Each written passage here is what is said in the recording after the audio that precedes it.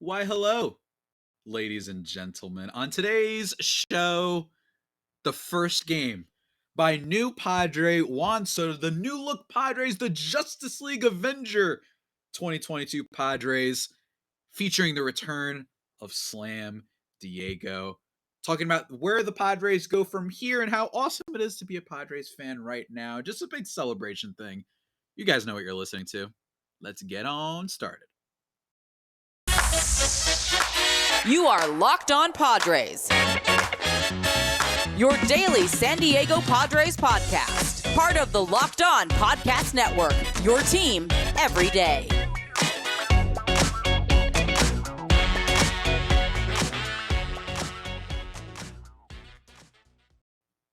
Greetings, ladies and gentlemen, and welcome to another edition of the Locked On Padres podcast, which is part of the Locked On Podcast Network, your team every day for Thursday, August 4th.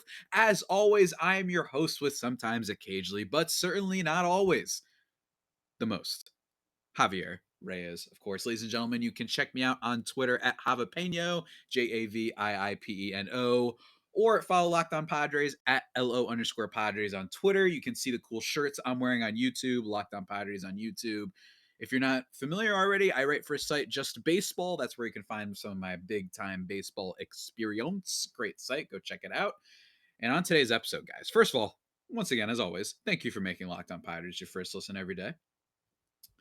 Let me just say, man. Let me just say. I mean, it's just this is going to be a fun episode. Don't worry. Don't worry. Maybe you're having a tough go of things. Maybe your car broke down on the way to work. Well, don't worry. Don't worry. My little chickadees and hatchlings and good folks out there. It's going to be a fun episode. We are talking about the debut of one Sir Juan Soto, and he wasn't the only one that debuted. Going to be talking about the Padres giving the Rockies an absolute thrashing in last night's game, featuring the return of Slam Diego. Let's talk about that before we kind of talk about the Padres going forward and how they completely won the trade deadline on basically all aspects, right? Last night, the Padres won 9-1. We were talking all day. There was the videos from the Padres Twitter account that I enjoyed very much, right? We had Juan Soto and Josh Bell playing the little hockey game. You had Tatis and Soto embracing, of course, their friends and whatnot. You saw them at the home run derby and stuff like that before. So that was really nice to see. In his first game for the San Diego Padres, one Sir Juan Soto, and I can't emphasize enough how crazy it is that he's on this team. Like it seems crazy to like for me to be saying these words right now. It really does. It really does. 1 for 3 in the game, gets his first hit at the end of the game for the Padres, and then 2 walks. His first at bat for the Padres was a 4-pitch walk. He didn't chase anything. He has the second lowest chase rate in all of baseball. Everybody knows that he has not had an on-base percentage below 400 his whole career, including this year. So some people might be saying, "Oh, the batting average is low." I don't care. I don't care if it's low, because as we all know, the batting average does not tell the full story. And it was electric, guys. And look, I know that everybody's going to be saying kind of very similar things, right? Everybody's going to be bringing up, how they felt so nervous, they were so excited, and there's all those words that we have. And I had to bring out a thesaurus. I have to bring out a thesaurus in order to come up with different words and what have you to kind of describe what we saw and what the first inning at Petco Park, a sold-out stadium, which was to be expected, but people standing on their feet watching this team in a game in August, a San Diego Padres game in August. We're seeing people stand up because they're so excited to see this team. And how do they start things off, ladies and gentlemen? As if it was a script, as if it was written by one Steven Spielberg, as if it was, heck, written by the people in damn Draft Day, which is a very flawed but strangely watchable movie. I should say bottom of the first inning. How did things start? Well, unfortunately, Jerickson Profar fouls out. Juan Soto second in the lineup for now, which is going to be interesting how the Padres conduct their lineup going forward, especially when Fernando Tatis Jr. Eventually gets back. Juan Soto walks. Manny Machado hits a double to deep center. Josh Bell draws a walk. Jake Cronenworth gets hit by a pitch, actually, which scared me for a second. I'm not going to lie, which brings in a run.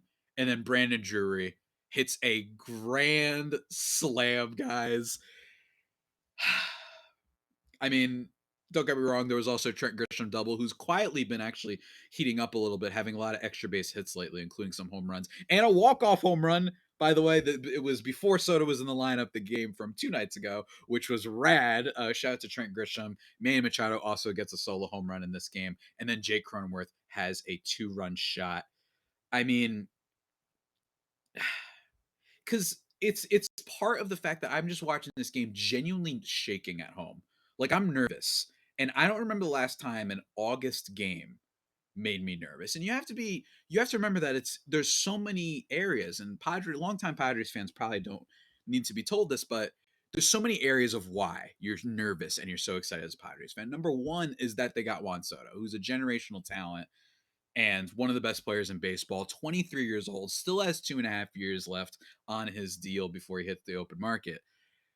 And he's also a really fun electric player to watch when you see how he takes pitches, when you see that the movement, he likes to stay flexible and just kind of, movement is big apparently with Juan Soto. And you just don't see this type of player so often, from Ted Williams comparisons to guys that have weird names from the 1920s, right? Like just incredible stuff. So it's Juan Soto.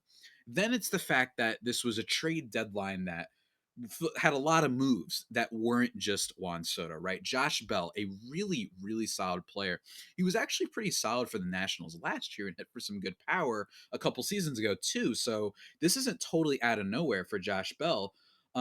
But this year, he's been a borderline kind of like all-star player, 301, 384, 493 slash line heading into this game with 14 bombs, a good walk to strikeout rate, which is what's kind of made him really good. And he was a former like top level prospect for the Pirates. So once again, Pirates fans just seeing the former players of theirs just go on to do better things.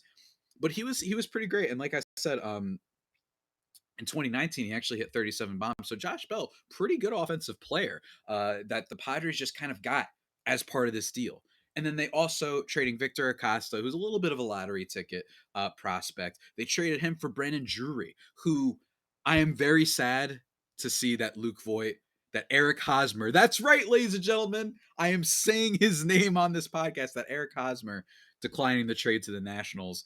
They had to send someone back there, so it was Voigt. So basically, Eric Hosmer, as I tweeted, basically his final act of hatred against the Padres was killing one Sir Luke Voigt. But the Padres recovered and they were able to acquire Brandon Drury, who is a player that a lot of people have been excited about for a long time, and it's just never come through.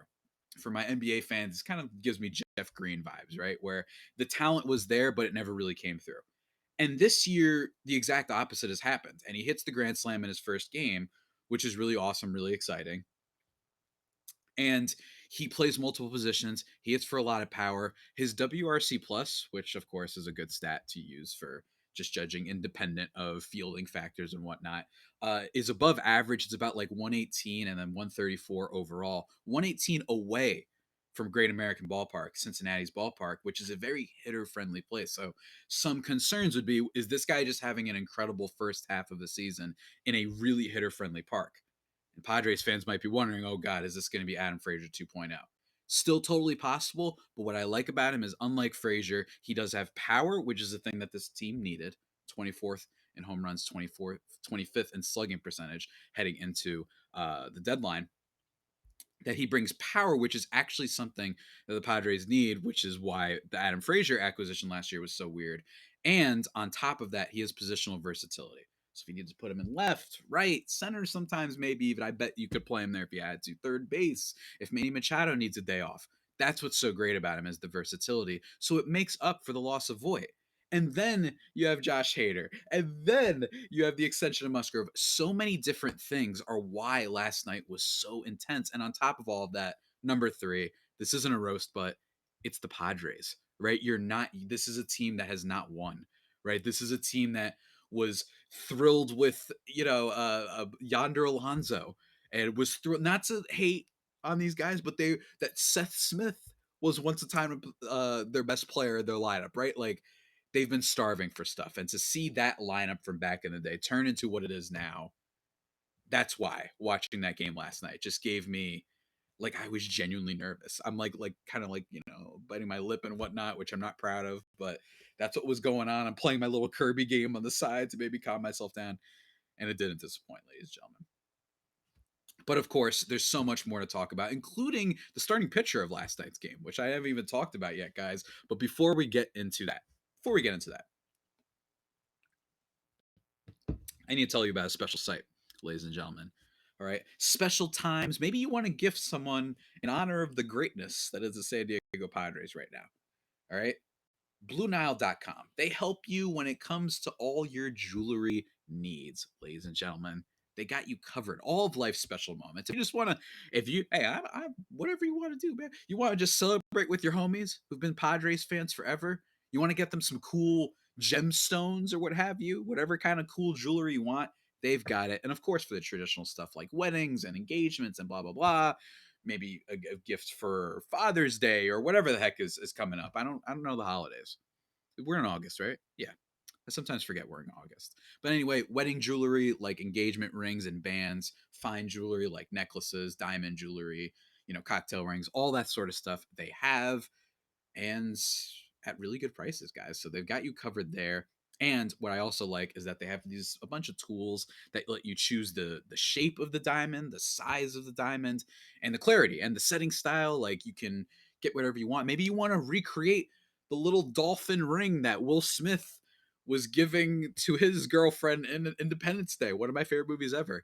I bet you Blue Nile can at least help you out a little bit with that. I mean, no guarantees there, but they really help you adjust and get what you want over there, guys. So, what are you waiting for? Make your moment sparkle with jewelry from BlueNile.com. And going on now is the Blue Nile anniversary sale. That's right. You can save up to 40% on classic fine jewelry pieces and 25% on engagement ring settings. Plus, every order is insured, ships free, and arrives in discreet packaging that won't give away what's inside. Shop stress free and find your forever piece. Go to BlueNile.com today. Ladies and gentlemen, let's keep moving. Let's keep moving. And of course, remember that you're listening to Locked On Padres. First listen every day. Thank you very much. We didn't talk about the pitcher of last night's game, and that was Blake Snell. And Blake Snell has been, speaking of, AJ Preller being the warlock that he is, one of the more kind of infamous acquisitions, not the worst acquisition like Eric Hosmer was for this team, but Blake Snell has not, for the majority of his time for the Padres, really come through. Last year, he showed some life at the end, but this year it's been more up and down and whatnot.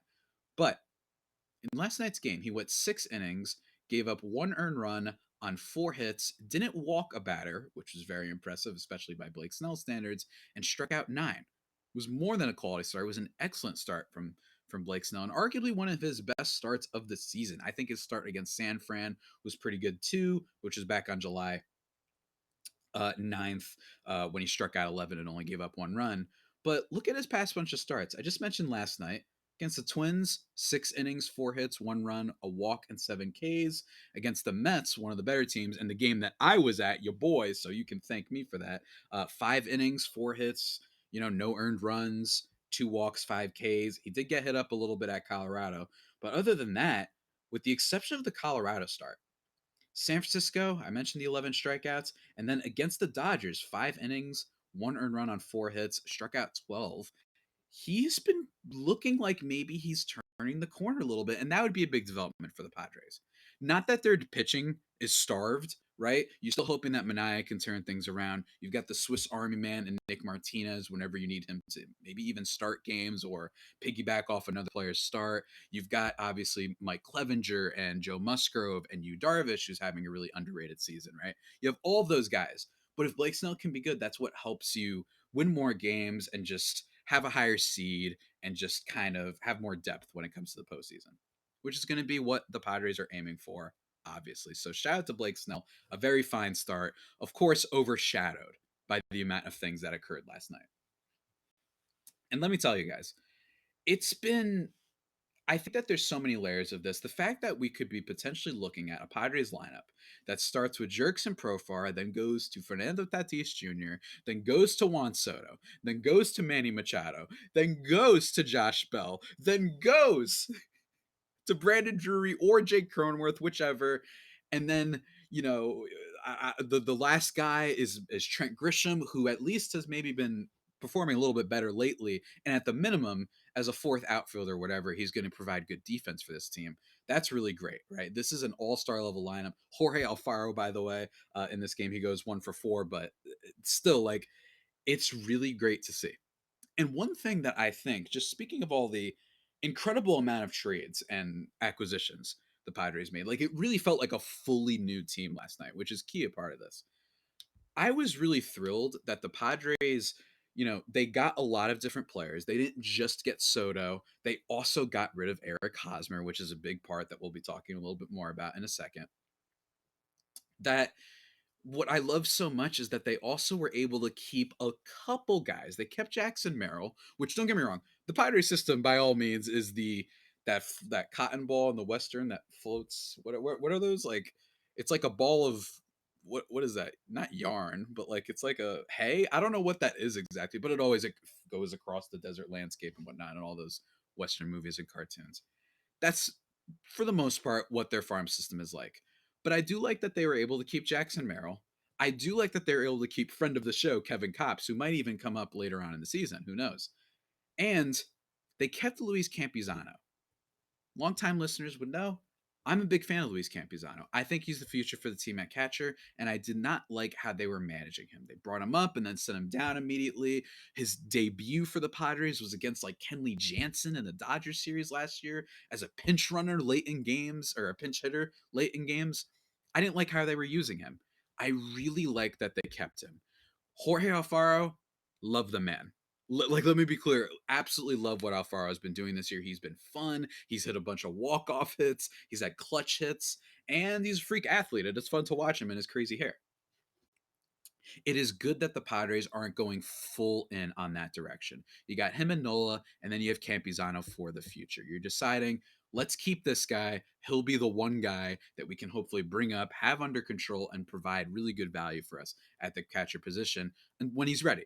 But for now, the breakout sort of solid season that Jorge Alfaro is having is what's made it a lot more acceptable to keep Campuzano down there and whatnot. So I really thought that that was an underrated part of everything that happened.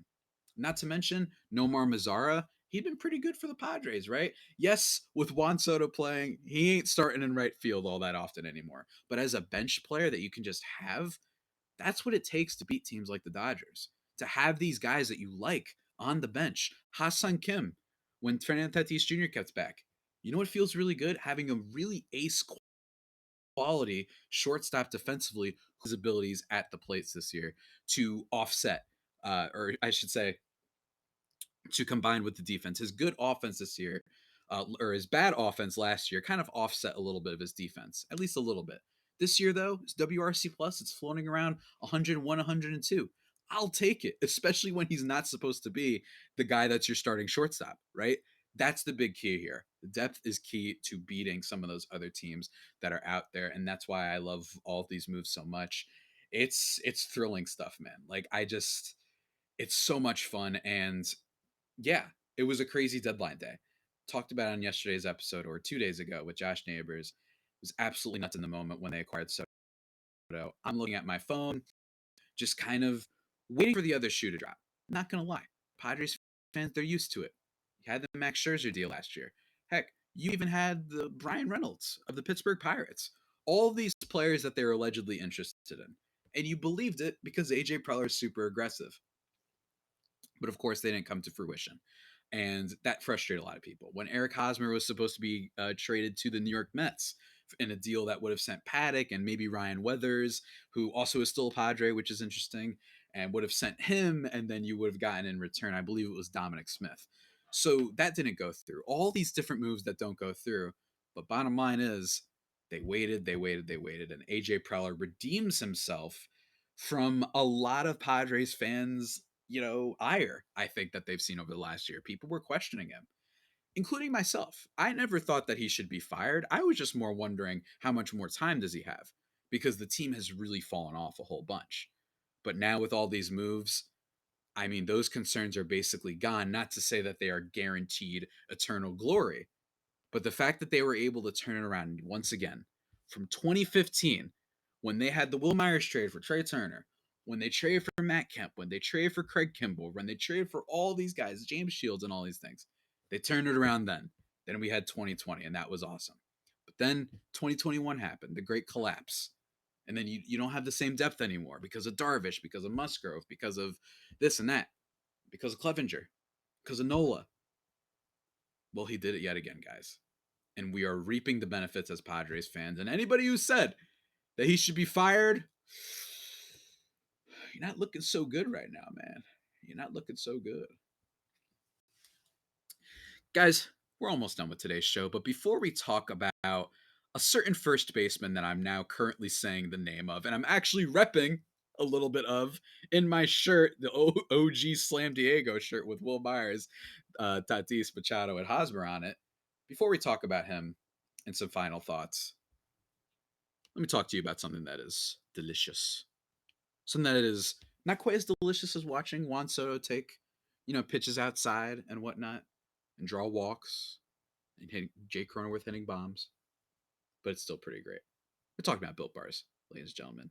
And if you haven't tried Built Bar Puffs yet, you are depriving yourself of one of life's greatest joys, ladies and gentlemen. They've got a new flavor too, cookie dough. You know cookie dough. You like having it raw. I know you guys.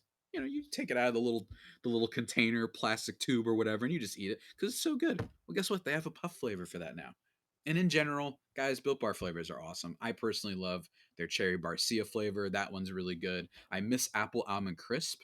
Built Bar, I would love if you brought that one back. I really miss it. It was so good. I loved it so much. But you guys should go check that out. They're covered in 100% chocolate, and their protein bars, they are very good for you. Cookie dough chunk puffs, for example, they're only 160 calories and they have 15 grams of protein in them. It doesn't seem fair. It doesn't seem real. Guess what, guys? It is. Just like the Juan Soto thing didn't seem real. This doesn't seem real either, but it is true, guys. Like all Built Bars, they're also covered in 100% chocolate. Like I mentioned before, they're healthy for you, better than your regular candy bar. Go check them out by going to built.com and use promo code LOCKED15 to get 15% off your order. Remember, that is promo code LOCKED15.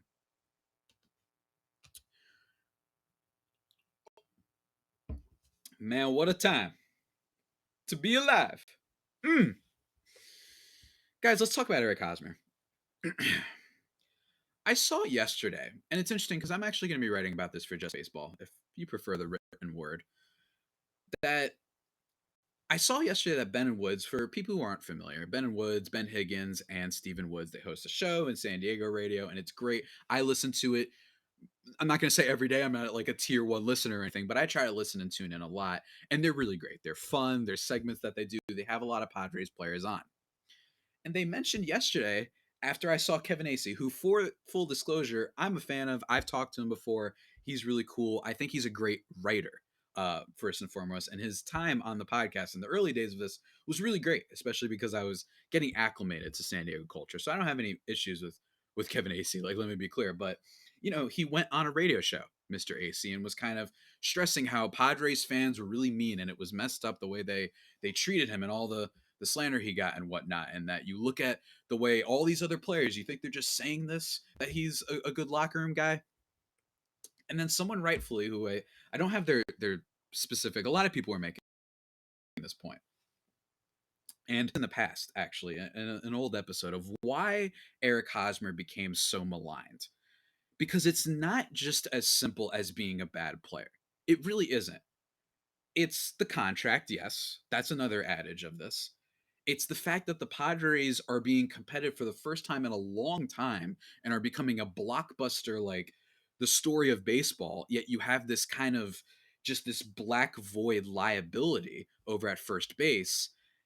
And then I think the last part, which is important, is the kind of relationship with fans. And that's what people were pointing out.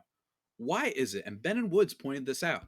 And they tweeted this. They said in the 5 years that he'd been here, Not once did, and they did ask. The fact that those guys put that out there, that Eric Hosmer just never went on the show, I think that speaks volumes. I really do. And I'm not saying that he was a bad locker room player. I'm just saying it says something that the guys seem to just not care about being a Padre. And don't get me wrong, I would be the first to tell you sometimes I want to flip the bird to fan bases too. I get it, right? You look at some of these teams where, say the Yankees, right, where they say awful things, right? To Stephen Kwan earlier this year, they have the whole Josh Donaldson, Tim Anderson fiasco, and what is their response? They're cheering, absolutely standing ovation for Josh Donaldson, which is like definitely not the reaction you should be having to that. Or Giancarlo Stanton, who strikes out in his first game at Yankee Stadium, and the boos are coming in. I remember I was in college when that happened, and I remember that.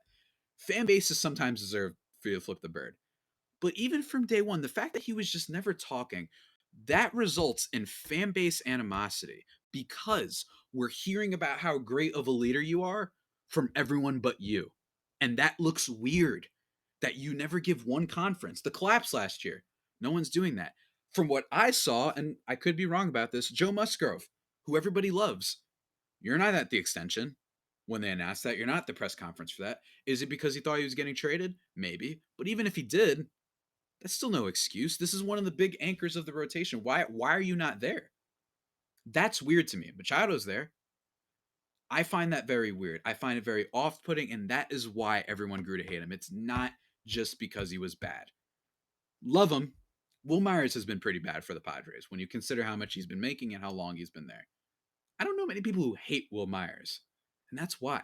Right? Will Myers' biggest media weirdness was when he called out Andy Green, and he was like on Twitch by accident, and he was upset that they were still running sprints in September. For Eric Hosmer, the amount of times that people like AC, and it's not just him, come out and he's a winner and he's a great locker room presence. Why is it that not once we seem to have heard from him ourselves? Why is it that when Jeff Sanders of the San Diego Union Tribune asked him a question that was a little about last year being potentially a trade target, that he immediately snaps at him? I didn't see that for anybody else. I didn't see anyone else nearly on that level flipping out. And the first time it happens, this guy, he freaks out. That's why he became so maligned. So when I say that I saw Eric Hosmer, everything that was breaking down, that he was declining the trade, when I saw that, I wasn't worried that he was going to break up the Soto thing because he would then not be able to show his face in San Diego, I don't think.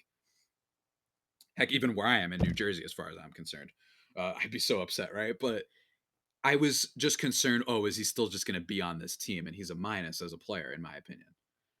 That didn't happen. He ends up going to the Boston Red Sox. And everybody knows me. I hate Boston. So it gives me even more of a reason to root against them, right? All that going down, it was wild. But I really do think that that speaks volumes. And I think that the combination of Bell, of Soto, of Brandon Drury, right? Of getting Josh Hader, who just somehow like the eighth most important thing that happened, and you dump Hosmer. That's what made this such a legendary deadline. AJ Preller one ups every single time he's gone out and done something crazy. Whether it's starting from the beginning with Eric Hosmer signing, or all of those trades for Myers and Kimbrel and all of them. Thought it couldn't get crazier than that? He has the signing of Manny Machado. Thought it couldn't get crazier than that? He has the offseason in which he trades for Tommy Pham and Emilio Pagan and somebody else. I forgot who was on that team that I'm blanking on right now.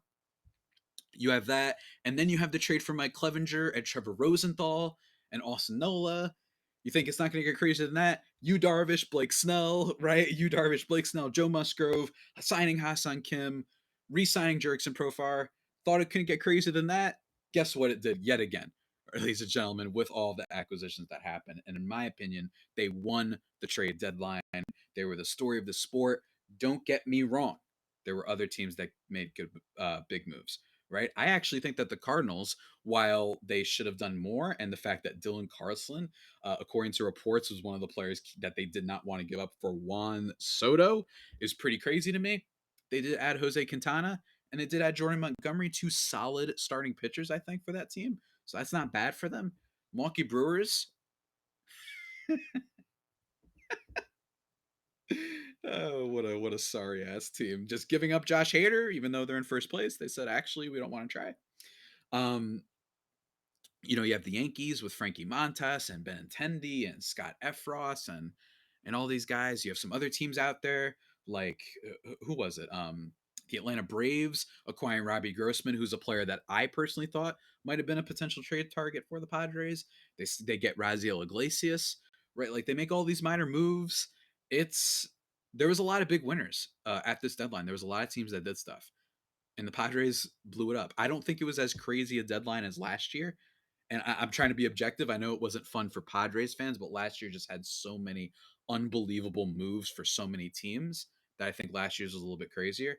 But in terms of overall moves, this is going to be remembered for years to come.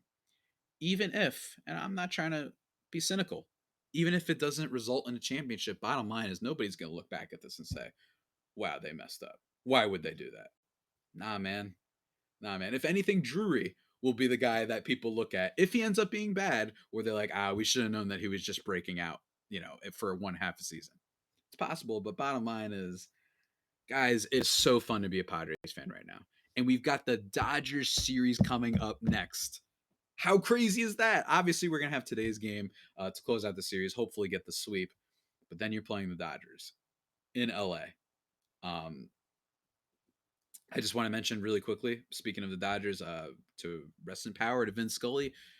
I do not like pretending, or at least even having the possibility that it looks like I'm being, um, what's the word? Being phony about when a prominent figure dies or whatnot.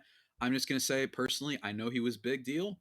I like the guy when I did hear him, but I'm not super familiar with Vince Scully. I grew up on the East Coast. It wasn't as big a part of my life, but it was sad to hear, you know.